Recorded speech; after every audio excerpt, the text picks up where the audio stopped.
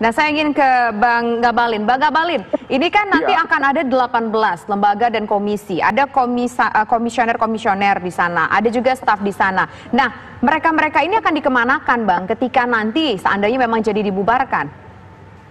Ya, itu yang tadi saya katakan bahwa sampai hari ini kan kita belum tahu apa langkah yang akan dilakukan oleh Bapak Presiden, bahwa dari statement atau pernyataan itu kan kita tahu bahwa nanti langkah-langkah yang dilakukan oleh Bapak Presiden kan tentu ada kajian, ada evaluasi atau bagaimana bentuknya, tentu kita belum mengerti ya. Yang pasti bahwa saya mau katakan bahwa ada poin yang paling terpenting dari statement Bapak Presiden itu adalah terkait dengan alokasi anggaran yang bisa saja ya. Kita tahu bahwa kemarin juga anggaran pendapatan belanja negara itu kan diatur oleh undang-undang.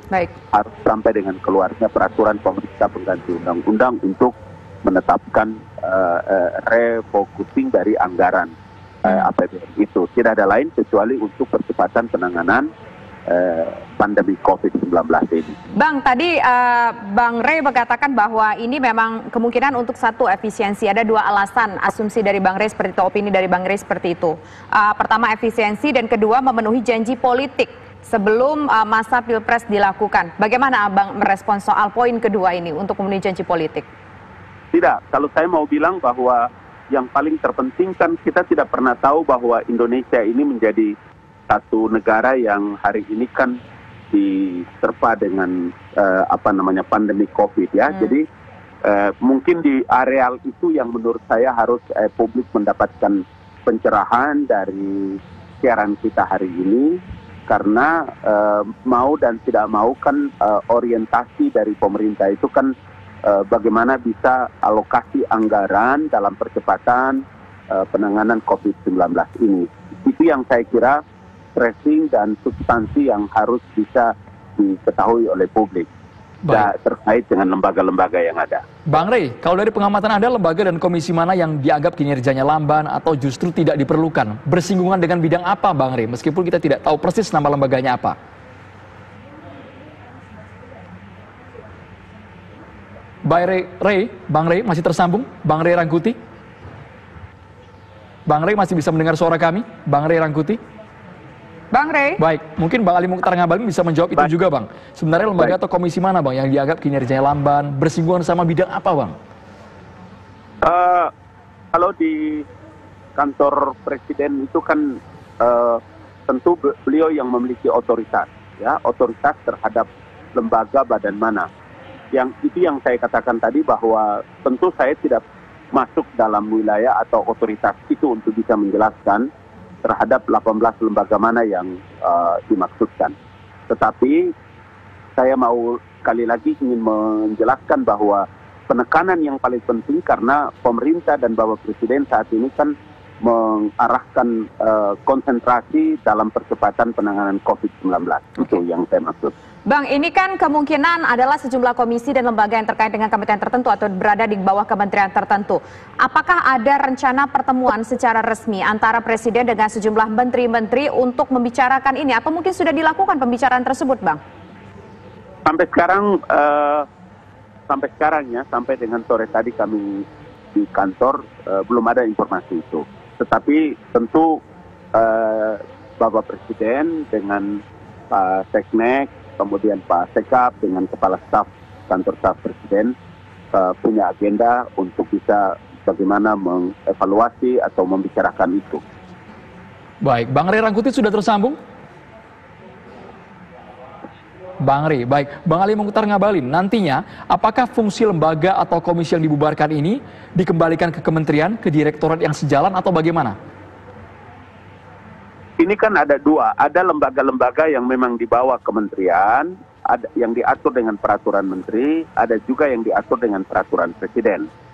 Nah, lembaga-lembaga ini yang nanti kalau kita lihat dari penjelasan Bapak Presiden itu kan terkait dengan tugas pokok dan fungsinya. Apakah dengan tugas pokok dan fungsi itu bagaimana kemudian posisinya dalam mengalokasikan anggaran pendapatan belanja negara. karena Bapak Presiden kan menyampaikan bahwa lembaga-lembaga tersebut daripada menggunakan anggaran yang begitu besar, sementara konsentrasi pemerintah dalam percepatan penanganan COVID ini. Saya kira itu substansi yang harus diketahui, dan lagi-lagi dalam menjelaskan posisi ini tentu otoritas itu ada di tangan Bapak Presiden.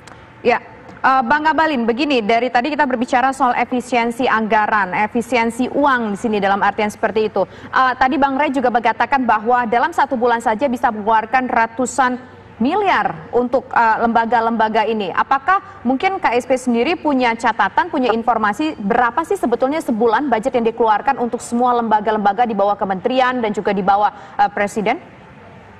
Hari ini Mbak Tisa, hari ini kita tidak usah hitung ratusan miliar. 1-2 miliar saja itu menjadi konsentrasi penting bagi penggunaan anggaran untuk percepatan penanganan COVID-19. Karena itu kita tahu bahwa dari 3 haluan yang menjadi bagian terpenting, kita sudah pernah bicarakan ini tentang health solution, kemudian terkait dengan food security dan problem economic problems ini. Jadi saya kira memang terkait dengan lembaga-lembaga ini kan pasti ada evaluasi. Di sana adalah evaluasi tentang penggunaan anggaran pendapatan belanja negara yang setiap bulan harus dialokasikan. Saya sampai sejauh ini ya di KSP mungkin hanya ada pada Pak Kepala Staf, Pak Jenderal Muldoko. Dan kalau bisa kami dikasih kesempatan, paling tidak mungkin pekan-pekan depan kita bisa dapat kabar itu. Baik, Bang Rey Rangkuti sudah tersambung? Ya. Bang Rey, kalau tahun lalu kan sebenarnya sudah ada sekitar 24 lembaga yang dibubarkan. Artinya ini bukan hal baru untuk penyederhanaan birokrasi. Tapi kalau yang tahun ini, pengamatan Anda yang bersinggungan dengan bidang apa yang layak untuk dibubarkan? Saya juga belum tahu persis ya, yang mana kira-kira yang akan menjadi prioritas Pak Presiden ya. Tapi setidaknya kan seperti yang saya sebutkan tadi, karena ada badan baru yang dibawa undang-undang, kira-kira gitu ya. Kedua, karena perkembangan zaman dan situasi, badan itu sudah kurang relevansinya gitu. Dan yang ketiga tentu saja mungkin karena kinerjanya yang dianggap tidak cukup memadai gitu.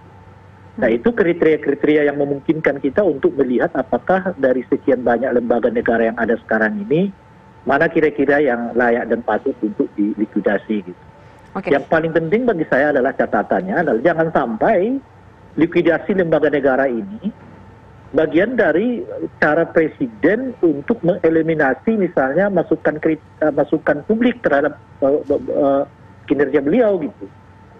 Artinya gitu, justru lembaga yang dianggap sebetulnya dibutuhkan oleh publik, tapi karena mungkin selama ini relatif berjalan, katakanlah misalnya cukup mampu mengadopsi pikiran publik untuk disampaikan kepada pihak Presiden, yang malah dilikuidasi oleh Presiden gitu. Nah itu yang justru yang saya sebutkan tadi, yang perlu dijaga itu bukan pada aspek likuidasinya, tetapi pada lembaga mana yang akan dilikuidasi oleh Presiden gitu. Karena boleh jadi ya ada secara subjektif Presiden menganggap nggak penting, tetapi bagi publik itu lembaga sangat dibutuhkan gitu. Misalnya gitu kira-kira.